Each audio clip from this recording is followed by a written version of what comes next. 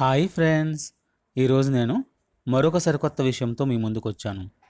అదేంటంటే పప్పులు ఉడికించేటప్పుడు మొదట్లోనే ఉప్పు వేయరు.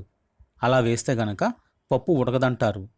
పప్పు ఉడకడానికి ఉప్పు వేయకపోవడానికి సంబంధం ఏంటో ఈ వీడియోలో తెలుసుకుందామా?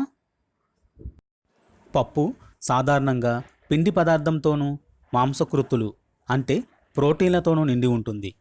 పప్పులోని పిండి పదార్థం తొందరగానే ఉడికినా అందులో ఉండే మాంసకృతులు ఉడకడానికి చాలా సమయం పడుతుంది. బాగా ఉడకడం అంటే పొడవైన ప్రోటీన్ అణువులు చిన్న చిన్న ముక్కలవడమే. ఈ విధంగా పప్పులోనున్న ప్రోటీను బాగా ఉడకడం ద్వారా ఇవి మన జీర్ణ వ్యవస్థలో సులభంగా అరిగిపోతాయి.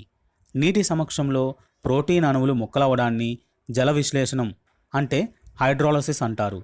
నీటిలో ఒకవేళ పప్పు ఉడికేటప్పుడే మనం ఉప్పు వేయడం వల్ల ఈ హైడ్రాలసిస్ అనే ప్రక్రియ మందగిస్తుంది. అందుకే పప్పు ఉడికించేటప్పుడే ముందుగా ఉప్పు వేయరు. అంటే ఉప్పు దగ్గర మన పప్పులు ఉడకవన్నమాట.